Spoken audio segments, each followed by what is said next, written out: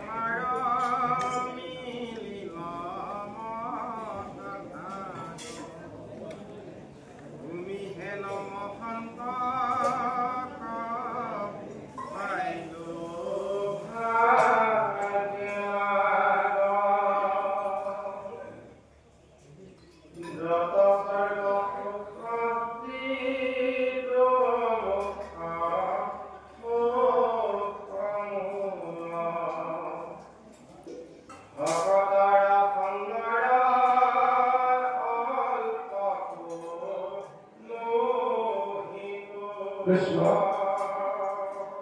তলে কৈছে সৌনক বদলি শুনা ভূত মহামানী পৰম পাতকী কৰি পাইলে হেন জানি আৰম্ভিলো যজ্ঞ আকি সহস্ৰ বছৰ হোম ধূমে ধূম্ৰবৰ্ণ ভৈলা কলেব যিটো কৰ্ম পৰমাত্ম নাহিকে বিশ্বাস আপোনাৰ আয়ুস কৰিলো ব্যৰ্থে না সৌনকে কৈছে হে মুনি পৰম পাতকী কলিযুগ আহিছে বুলি গম পাই আমি হাজাৰ বছৰ জোৰা এটা যজ্ঞ কৰিম যজ্ঞৰ কাষত থাকোতে থাকোতে যজ্ঞৰ ধোঁৱা লাগি লাগি আমাৰ শৰীৰ ধোঁৱা বৰণীয়া হৈ গ'ল কিন্তু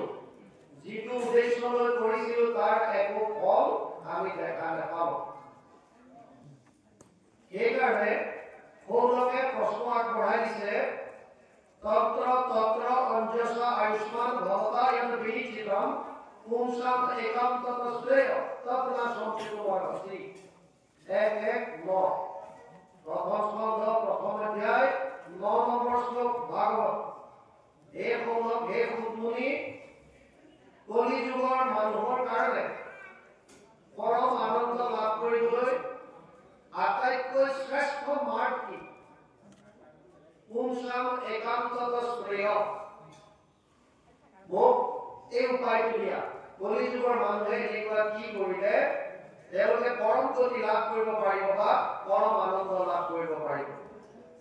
কিন্তু লগতে সৌলোকে এটা কথা কৈছে, হে সুতমুনি, তুমি উপায় দিয়াৰ আগতে এটা কথা চিন্তা কৰি ল'বা। কি উপায়টো যাতে কলি যুগৰ মানুহে আচৰণত আনিব পাৰে। কিয়? কাৰণ কলি যুগৰ মানুহৰ বহুখিনি লিমিটেশনছ আছে, সীমাবদ্ধতা আছে। যেনে সুতমুনিয়ে যদি ক'লেহেঁতেন যে যদি কোনোবাই পৰমানন্দ লাভ কৰিব বিচাৰিছে, কলি যুগৰ মানুহক কোৱা তেওঁলোকে 1000 বছৰ তপস্যা কৰক। কলি যুগৰ মানুহৰ কাৰণে 1000 বছৰ তপস্যা কৰাটো সম্ভৱ নহয়। কিয়? কাৰণ ইমান দিন আমাৰ কলি যুগৰ মানুহৰ আয়ুসেই নাই। শাস্ত্ৰই কৈছে কলি যুগৰ মানুহৰ আয়ুস কেৱল 100 বছৰ। দ্বাপৰত 1000 বছৰলৈকে জীয়াই আছিল। এটা যুগত 10,000 বছৰলৈকে ৰেকৰ্ড পায়। কৰিলাহা ৰাজদশ 1000 বছৰ লগে স্বৰ্গে নীলাকবে অযোধ্যা নগৰ কীৰ্তনত গুৰুজনাই লিখিছে। আৰু সত্য যুগত 1,00,000 বছৰলৈকে মানুহ জীয়াই আছিল। 1,00,000 বছৰ যদি কোনোবা এজন ব্যক্তি জীয়াই থাকে, তেতিয়া তেওঁৰ কাৰণে 1000 বছৰ তপস্যা কৰাটো ডাঙৰ কথা নহয়। কিন্তু কলি যুগৰ মানুহৰ আয়ুসেই হৈছে 100 বছৰ। তাকো প্ৰহ্লাদে দৈত্য শিশুসকলক কৈছিল, পুৰুষৰ আয়ুসত বৰিষ সাক্ষাৎ তাহাৰ অৰ্ধেক যায় বিফলে নিদ্ৰা। যদিও 100 বছৰ আয়ু কলি যুগক দিছে, তাৰে আধাটো শুই থাকোতে যায়। 20 বৰিষ যায় বালক ক্ৰীড়া, আৰু 20 যায় জৰা অৱস্থাত। 20 বছৰ বাল্যকালত যায় খেলা ধূলাৰ মাজে, আৰু জৰা মানে বৃদ্ধ অৱস্থা। বৃদ্ধ অৱস্থাত 20 বছৰ গ'ল। থাকিল কিমান? জীৱা অৱশেষ আয়ু থাকয় যুৱাত, সিও কামে ক্ৰোধে লোভে যায় অজ্ঞান। যুৱ অৱস্থাত যিখন আয়ুস পায়, সেই অৱস্থাখনতো তেওঁলোক কাম ক্ৰোধ লোভ মোহ ইত্যাদি অজ্ঞানতাৰ মাজেৰে পাৰ কৰি দিয়ে। সেইকাৰণে সৌলোকে প্ৰথমে ক্লিয়াৰ কৰি দিলে, হে সুতমুনি, তুমি উপায় দিয়াৰ আগতে মোৰ কথাটো এবাৰ শুনা। কি? প্ৰায়েনা অল্পায়ুষ্য সভ্য কালো অস্মিন যুগে জনা মন্দ সুমন্দ মতয়ো মন্দিৰ ভাগ্যহী উপদ্ৰতা। 1:1-10 প্ৰথম স্কন্ধ প্ৰথম অধ্যায় 10 নম্বৰ শ্লোক ভাগৱত। সৌলোকে কৈছে, হে সুতমুনি, কলি যুগৰ মানুহৰ আয়ুস কম। 1 নম্বৰ কথা, বুদ্ধিহীন হ'ব, ভাগ্যহীন হ'ব। 8টা বস্তু কলি যুগত হ্ৰাস পাব। ততচ্চ অনুদিনম ধৰ্মম সত্যম সূৰ্যম ক্ষমা দয়া কলেম ফলেম রাজম বংশতি আয়ু বল স্মৃতি। 12:2-1 দ্বাদশ স্কন্ধ দ্বিতীয় অধ্যায় প্রথম শ্লোক ভাগবত। ধর্ম, সত্য, ঘোষ, ক্ষমা, দয়া, আয়ু, বল, স্মৃতি। 8টা বস্তু কলি যুগত হ্ৰাস পাব। সৌলোকে কৈছে, হে সুতমুনি, উপায় যিটো দিয়া সব চিন্তা কৰি পেলাই দিবা। আৰু লগতে এটা কথা কৈছে যে তুমি এনেকৈ নাভাবিবা, আমি বিলাক সব লাপি লোৱা বুলি নাভাবিবা। আমি যে অজ্ঞ একো নজনা তেনেকুৱাও নহয়।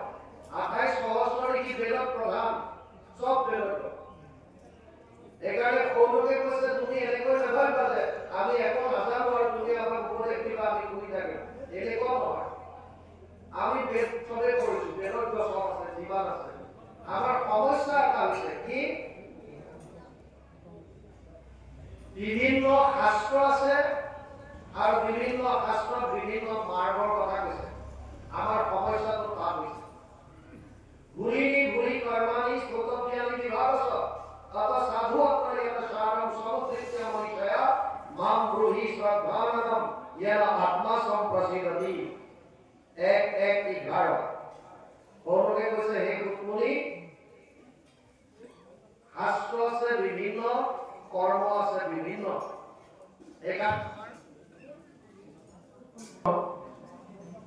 পৌৰকে কৈছে হে কুটমুনি শাস্ত্ৰ আছে বিভিন্ন আৰু মাৰ্গ আছে বিভিন্ন একাৰণে তুমি এটা কৃপা কৰা যেহেতু তুমি সকলো শাস্ত্ৰত পাৰ্গত সমস্ত শাস্ত্ৰৰ সাৰ উদ্ধাৰ কৰি যিটো সত্য আৰু শুদ্ধ মাৰ্গ এইটো আমাক দেখুওৱা যাতে কলিযুগৰ মানুহে এই মাৰ্গটো গ্ৰহণ কৰিব পাৰে ঘূৰি ঘূৰি কৰ্মাণি স্তোত্ৰজ্ঞানী বিভাগস্য তত সাধু অত্ৰয়ত সাৰম সমুদ্ৰিত্য মনিষয়া মাম ব্ৰূহি শ্ৰদ্ধানম येन আত্মা সম্প্ৰসিদ্ধতি 1:11 প্ৰথম স্কন্ধ প্ৰথম অধ্যায় 11 নম্বৰ শ্লোকত পৌৰকে কুটমুনি অনুৰোধ কৰি ক'লে তুমি সমস্ত শাস্ত্ৰ যিহেতুকে জানা তাৰ সাৰটো উদ্ধাৰ কৰি আমাক কোৱা যাতে আমাৰ আত্মাই পৰম শান্তি লাভ কৰিব পাৰে আৰু তাৰ পাছত ভাগৱত আৰম্ভ হৈছে ইয়াত আৰু এতিয়া দিছে সুন্দৰভাৱে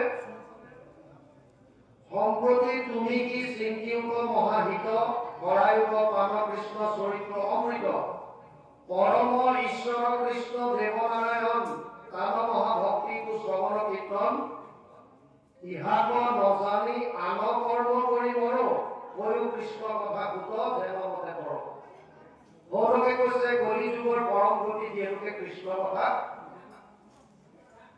পৌৰৱৰ অনুৰোধত কুটমুনিয়ে প্ৰথমতে কলি যুগৰ পৰম ধৰ্ম কি স্বীকাৰ কৰিলে কি বুলি ক'লে সবে পুৰুষাম পরো ধর্ম যত ভক্তি ভোগ সাজে অহেতুকি অপ্রতিহত যেন আত্মা সম্প্রসিদ্ধতি 1:2:6 প্রথম স্কন্ধ দ্বিতীয় অধ্যায় 6 নম্বৰ শ্লোক ভাগৱত কুটমুনিয়ে ক'লে এই সৌনকাৰী লিখি সমস্ত কলিযুগৰ মানুহৰ পৰম ধৰ্ম হৈছে এটাই আৰু সেইটো হৈছে কৃষ্ণত একান্ত ভক্তি কিন্তু শর্ত দুটা দিলে কি এটা ক'লে অহেতুকি মানে হেতু থাকিব নালাগে নিষ্কাম ভাৱে আৰু আনটো ক'লে অপ্ৰতিহত মানে গেপ থাকিব নালাগে অন্তৰহীন নিৰন্তৰ ভাৱে এটা হৈছে নিষ্কাম এটা হৈছে নিৰন্তৰ কৃষ্ণৰ ভক্তি কৰিবলৈ কৈছে কেনেকৈ নিষ্কাম ভাৱে নিৰন্তৰ ভাৱে যে আমি যিমানবিলাকে কৃষ্ণক শৰণ ললো আমি জানো নিষ্কাম ভাৱে কৰিব পাৰিছো ভগৱানে অৰ্জুনক কৈছে মোৰ ওচৰলৈ 4 ধৰণৰ মানুহ আহে কোন 4 ধৰণৰ চতুৰ্বিধা ভজন্তে মাম যথা সুকৃতি অৰ্জুন আৰ্ত জিজ্ঞাসু অৰ্থাৎ জিজ্ঞানী চ ভৰতৰ্ষভ সপ্তম অধ্যায় 16 নম্বৰ শ্লোক গীতা হে অৰ্জুন 4 ধৰণৰ মানুহ মোৰ ওচৰলৈ আহে এবিধ হৈছে আৰ্ত বিপদত পৰিলে ভগৱানৰ নাম সেইসকলে লয় যিসকলৰ সন্মুখত ভয়ংকৰ সংঘাত আহি পৰে যেতিয়া গজেন্দ্ৰৰ দৰে প্ৰথম অৱস্থাত কাহাকো গণনা নাহি লগত বিৰাট একদম মিতিৰ কুটুম লৈ যিফালে যাব গোটেই বন জংঘল ভাঙি চিঙি চুৰমাৰ কৰি যায় দূৰতে বন্য প্ৰাণীবিলাকে দূৰৰ পৰাই নমস্কাৰ কৰে সন্মুখলৈ আহিবলৈ কাৰো সাহ নাই যেতিয়া গজেন্দ্ৰ যায় সেই গজেন্দ্ৰক যেতিয়া হ্ৰদত সোমাল গ্ৰাহে যেতিয়া ভৰি ধৰি টানিলে আৰু যেতিয়া 1000 বছৰ যুদ্ধ কৰি পাৰ পোৱা নাই নীতিৰ কুটুম নিজৰ জ্ঞাতি বন্ধু পৰিয়াল পৰিজন চব যেতিয়া আঁতৰ হৈ দিলে গজেন্দ্ৰ অকলশৰীয়া হৈ গ'ল এই মুহূৰ্তত আশ্ৰয়ৰ স্থান আৰু বেলেগ একো নাছিল সেইকাৰণে বিপদত পৰি খুৰডালেৰে কাষতে পোৱা পদুম ফুল এপাহকে লৈ ভগৱানৰ ওচৰত অৰ্পণ কৰি ক'লে হে প্ৰভু মোক মই তোমাৰ চৰণত শৰণ ললো ত্ৰাহি হৰি বুলি ঈশ্বৰ কৃষ্ণৰ চৰণত শৰণ ল'লে আৰু ভগৱান কৃষ্ণই গৰুড় পক্ষীত আহি সুৰৰ প্ৰতি গ্ৰাহৰ প্ৰতি তৰলৈ নামি চক্ৰৰ দ্বাৰা গ্ৰাহৰ মুখ ফালি গজেন্দ্ৰক মুক্তি দিলে মানে আমাৰো যদি একেই প্ৰথম অৱস্থা যেতিয়া ধন টকা পইচা ৰাজনীতিৰ পাৱাৰ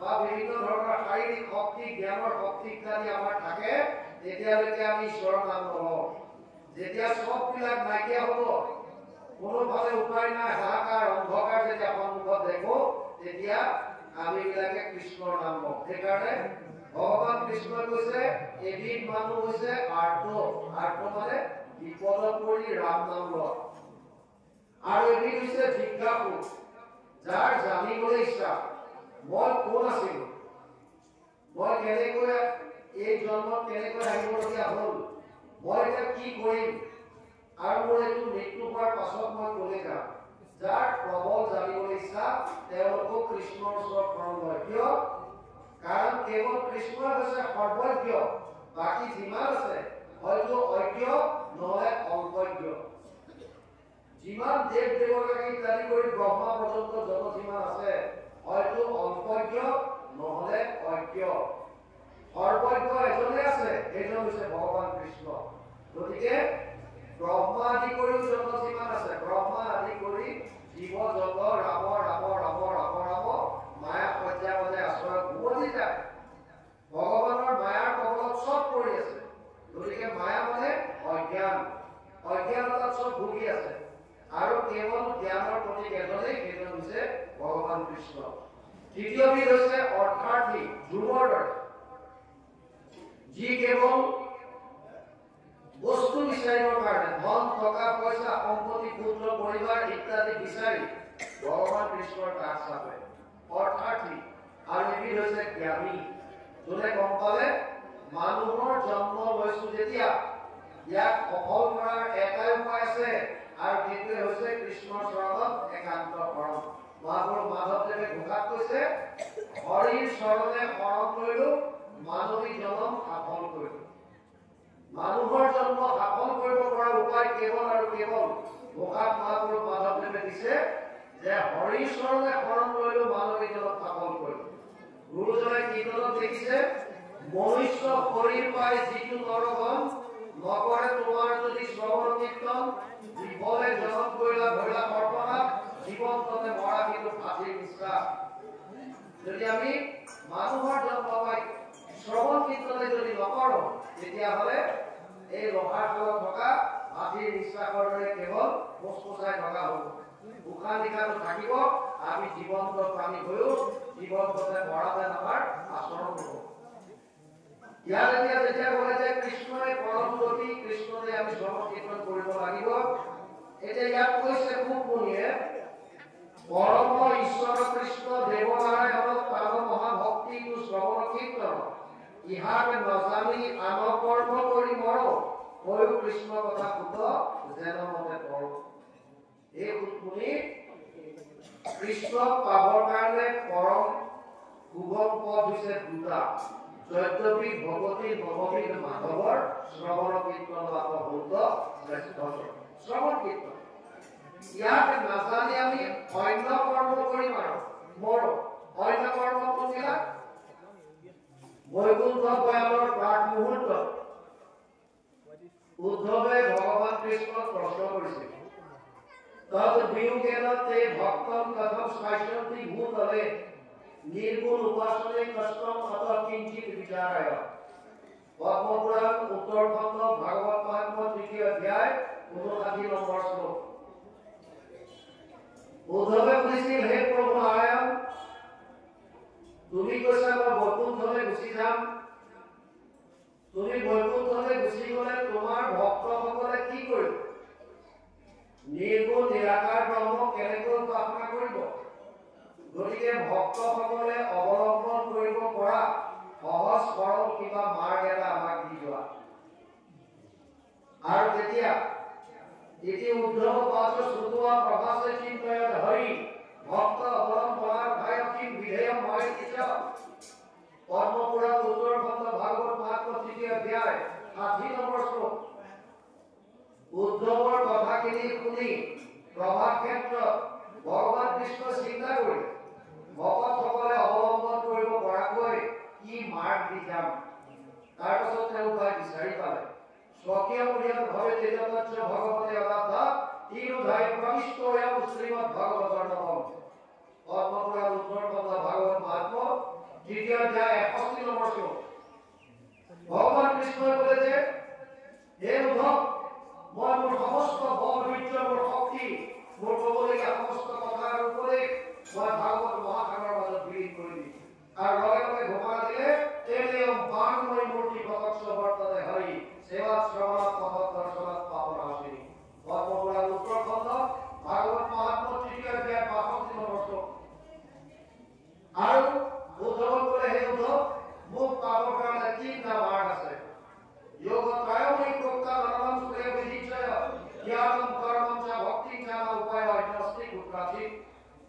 11:20 একাদশ স্কন্ধ 3 অধ্যায় 6 নম্বৰ শ্লোক। হে উদ্ধৱ, মোক পাবৰ কাৰণে 3টা মাৰ্গ আছে। কি 3টা? এটা হৈছে কৰ্ম মাৰ্গ, য'ত যাগ যজ্ঞ পূজা পাতল ইত্যাদিবিলাক আছে। এটা হৈছে জ্ঞান মাৰ্গ, য'ত নিৰ্গুণ নিৰাকাৰ ব্ৰহ্ম ধ্যান ধাৰণা সমাধিৰ দ্বাৰা পাব পাৰে। আৰু এটা ভক্তি মাৰ্গ। ভক্তি মাৰ্গত কি আছে? সমস্ত ভূতব্যাপী আছো মই হৰি, সবাকো মানিবা তুমি বিষ্ণু বুদ্ধি কৰি। সকলো জীৱত ভগৱান কৃষ্ণ বিৰাজমান আছে, এই সত্যটো উপলব্ধি কৰি সমস্ত প্ৰাণীৰ প্ৰতি প্ৰেম ভাৱ ভগৱান কৃষ্ণৰ একান্ত শৰণ আৰু তেওঁৰ লীলাসমূহ শ্ৰৱণ কীৰ্তনৰ দ্বাৰাই আমি পৰম গতি লাভ কৰিব পাৰোঁ। যদি উদ্ধৱক 3টা মাৰ্গ দিলে, সিদ্ধান্ত দিছে এটা, জ্ঞান কৰ্ম ভকতি কহিলো কৰি ভেদ, ভকতি পৰম পন্থ দিলো পৰিচ্ছেদ।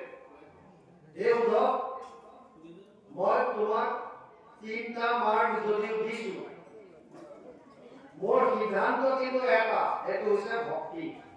কিয়? কৰ্ম মাৰ্গ আৰু জ্ঞান মাৰ্গত কি আছে তেতিয়াহ'লে? এফালে গীতাত অৰ্জুনক কৈছে সমো অহম সৰ্বভূতেষু নামে দেশ অস্তি না প্ৰিয়। 9 অধ্যায় 29 নম্বৰ শ্লোক গীতা। হে অৰ্জুন, মই সকলোৰে প্ৰতি সমান, কাৰো প্ৰতি মোৰ বেয়া ভাৱ নাই। সমো অহম সৰ্বভূতেষু, সমস্ত প্ৰাণীৰ প্ৰতি মোৰ সমভাৱ। কোনো মোৰ কাৰণে প্ৰিয় নহয় আৰু কোনো মোৰ কাৰণে শত্ৰু নহয়, চব সমান। যদি চব সমান হয়, তেতিয়াহ'লে 3টা মাৰ্গৰ ভিতৰত 2টা মাৰ্গ চাইড কৰি ভক্তি মাৰ্গটো শ্ৰেষ্ঠ বুলি কিয় ক'লা? ভগৱান কৃষ্ণই তেতিয়াহ'লে 2টা মাৰ্গ কি বেয়া পায় নেকি? নহয়। তাৰ আগতে বুজি লওক ভগৱান কৃষ্ণৰ লগত আমাৰ সম্বন্ধ কি। গীতাত কৈছে পিতামহস্য জগতো মাতা ধাতা পিতামহ বেদ্যম পবিত্ৰ ওংকাৰ ঋক্সাম যজুৰে বচ। 9 অধ্যায় 17 নম্বৰ শ্লোক গীতা। অৰ্জুনক কৈছে হে অৰ্জুন, মই সমস্ত জগতৰে পিতা মাতা, মই পিতামহ, মই বেদৰ ওংকাৰ আৰু মই ঋক্সাম যজুৰ্বেদ মই। তাৰমানে আমি তেওঁৰ সন্তান, তেওঁ আমাৰ পিতৃ। এনেকুৱা কোন পিতৃ আছে যিজনে নিজৰ সন্তানৰ অহিত চিন্তা কৰিব? কোন এনেকুৱা বাপেক মাক আছে যোনে নিজৰ সন্তানৰ বেয়া হোৱাটো বিচাৰে? তেতিয়াও নিবিচাৰে। তেতিয়াহ'লে তেওঁ কৰ্ম মাৰ্গ আৰু জ্ঞান মাৰ্গ কিয় চাইড কৰি ভক্তি মাৰ্গক গুৰুত্ব দিলে? বুজি লওক, কৰ্ম মাৰ্গ য'ত যাগ যজ্ঞ পূজা পাতলৰ দ্বাৰা ঈশ্বৰ কৃষ্ণক পাব পাৰি। উদ্ধৱক কৈছে হে উদ্ধৱ, কৰ্ম মাৰ্গত মোৰ কোনো আপত্তি নাই, যদি মন্ত্ৰ চৰিত্ৰ পৰিত্যাগম কৰ্মসুধীৰ মদ অৰ্পণম ধৰ্ম সম্পদতে সৰ্বধি অধৰ্মস্য বিপৰ্যয়। 11, 21, 15